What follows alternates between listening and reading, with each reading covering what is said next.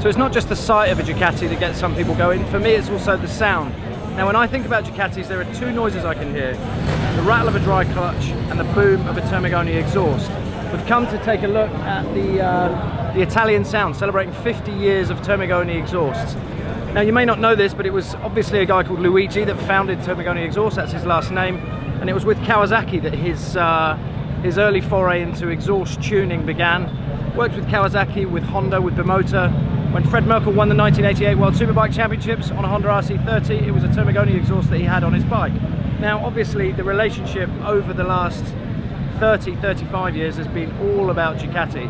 And inside here, they've got the sound of Superbike. So I think what we're going to do is take a look at every series of Ducati Superbike from 916 up to the current day, find out a little bit about how Termignoni work hand in hand with Ducati, and hopefully have a little bit of a listen to these fruity exhausts.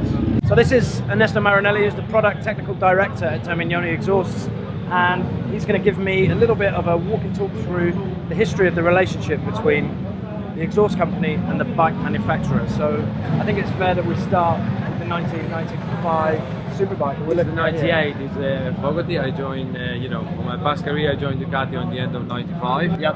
And so when this was one of the first beautiful creatures that I worked with.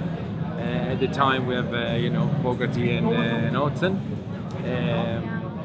It was based on the 916. This and with 916, this twin exit underseat exhaust is it kind of goes hand in hand with the style of the bike.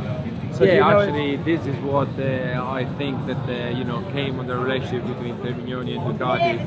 Or started, because so they must have worked together through the design process. The design it was made on Tamorini. It was the designer of the 916, and then it was a typical two silencer under the seat. That was an icon of that age, and it was bringing the bike so much forwards in time compared to the bikes that was available at the moment. But then we move from 916 shape to 999 shape, and the exhaust goes from 2 to 1 big kind of under the tail. It's still pretty under the seat exhaust system, So what we're looking at here is the 2007 machine. It was definitely a change of generation on the 999. Then it's got the single silencer under the seat.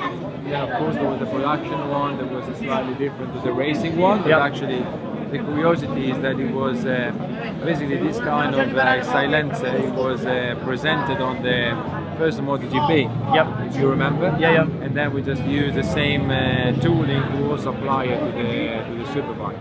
And then we just follow, the life of the Superbike all around. It's the last 1198. So it was the one raced from Carlo Cecchi in 2012. Right after the championship.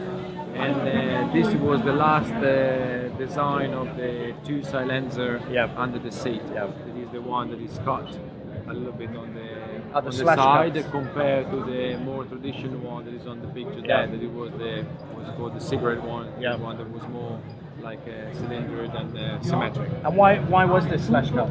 It's basically a design feature, and then the target was to make the silencer a bit more compact. And then of course you just dimension the inside diameter so that the back pressure produced by the silencer was equal and to optimize the efficiency. So what we're looking at here, Ernesto? This is the Panigale that is raced by Piero on the Italian Championship, and it is the latest exhaust that we are using on the current Panigale. The design on that is been moving from the two lower silencer that it was under the seat to under the sun back to under the tail. So when Ducati Superbike went kind of monocoque, did it make Termignoni's job easier or harder to route an exhaust system? Well, on the Panigale, definitely on the exhaust, it was a difficult job in the beginning because to fit the two silencer under the sun, it was very limited volume, and so actually we did like a double crossing passing on the exhaust in order to optimize the volume and the optimization on the noise level. Yeah. And then later on, we'll be moving back to the under the seat. Yeah. The latest, the new that is this one. It still looks For the pretty as Panigale. well. It still looks beautiful. So we nearly forgot to mention V4, Ernesto. Yeah, this is the first job that I did as a technical director in the Termignoni, because I started on the beginning of this year, so this was the biggest, the first big project that we followed. Yep. And what we see here is the goalie bike that is racing on the national trophy this year, because of course the bike is an 1100, so cannot compete on all the other classes. Yep. So, but it's good for development, and it's actually the first target that we did. As a V4, we just decided to do to keep the two banks separated. So you have the horizontal that is shooting on the side, with the exit that is on the lower part of the fairing. And then on the vertical, we just went under the seat to keep the tradition aesthetic. And it was a compromise between aesthetic and performance, because also this solution was also the one that of many configurations that we test on the dyno, it was the most performant one. So then we decided to do, we kept the silencer under the seat as more compact as possible. The volume is very limited, and it was definitely like one of the hardest targets to try to to get all the limit that we needed with this design.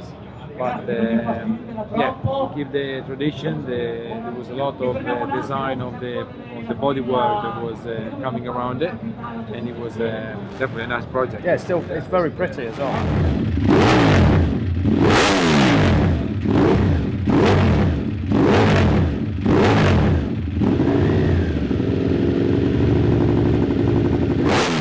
Well, thanks very much for your time, Ernesto. You're very welcome. Really appreciate You're very welcome. the history lesson. Thank you very much. You, it was a pleasure. Cheers.